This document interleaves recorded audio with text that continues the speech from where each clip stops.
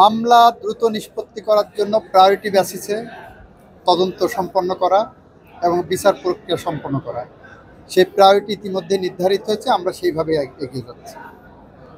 যথাযথভাবে এই বিষয়গুলো তদন্ত করছি এবং যথাযথভাবে এটা ব্যবস্থা নেওয়া হবে বলে আমরা জাতিকে আশ্বস্ত করছি।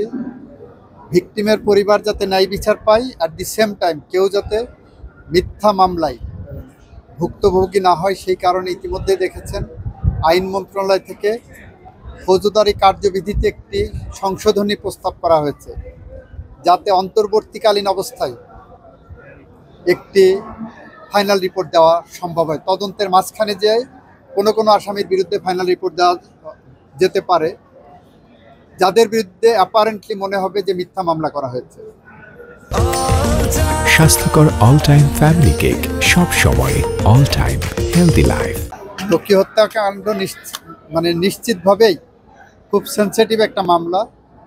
এই মামলা যে স্থবিরতার কোন জায়গায় আছে, আমি সংশ্লিষ্টদের বলবো যে এটা কোন স্টেজে আছে সেটা জেনে নিয়ে যত দ্রুত সম্ভব ব্যবস্থা নেওয়া যায় আমরা চেষ্টা করব। আমরা ইতিমধ্যেই দেখেছেন সেন্সিটিভ মামলার মধ্যে আবরার ফাহাদ হত্যা মামলা টপ প্রায়োরিটি দিয়ে করেছি, আমরা মেজর সিনহা হত্যা মামলা টপ প্রায়োরিটি দিয়ে করেছি, ত্বকী হত্যা মামলাও এ ধরনের জাতীয় গুরুত্বপূর্ণ একটি মামলার অংশ। আমরা চিন্তা করব যে কীভাবে এটাকে ত্বরান্বিত করা যায়। খুনের মামলার দ্রুততম নিষ্পত্তির জন্য যথাযথ পদক্ষেপ এটা নেওয়া হচ্ছে। দেখবেন তাড়াতাড়ি কোনো একটা রেজাল্ট আপনারা পাবেন। পর্যায়ে আপনাদের যে আদালত স্থানান্তরের যে একটা প্রস্তাবনা এসেছে, এই বিষয়টা বিচার প্রার্থী এবং আইনজীবীদের জন্য আসলে কতটা ফলপ্রসূ হবে বা তারা কোনো দুর্ভোগ পাবে? প্রস্তাবনা এসেছে, কতটা ফলপ্রসূ হবে সেটা বিচার বিবেচনাধীন আছে। তারপরে বলা যাবে যে এটা কতটা ফলপ্রসূ হবে। এটা এখন প্রাইমারি স্টেজে বিবেচনা। হাইকোর্টের যে আপনাদের বিভাগীয় পর্যায়ে যে বেঞ্চ স্থাপনের যে একটা প্রস্তাবনা এসেছে, এটা কি আসলে এটাও ধরেন প্রস্তাবনা সংশ্লিষ্ট মহলে বিবেচনায় নিয়ে এর সাংবিধানিক ব্যাখ্যা কী আছে সেইগুলো বিবেচনা করে চূড়ান্ত সিদ্ধান্ত হবে।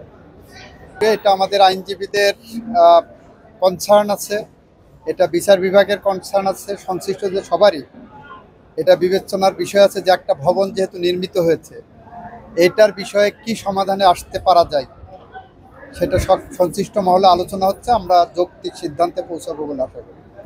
ইতিমধ্যেই আমরা বলেছি সরকারের কাছে সারা বাংলাদেশের আইনজীবীদের চলমান প্রশিক্ষণ কর্মসূচি যথাযথভাবে যাতে হয়, সেই কারণে কক্সবাজারে আমরা একটি আইনজীবীদের জন্য ট্রেনিং ইনস্টিটিউট করার জন্য চিন্তা করছি।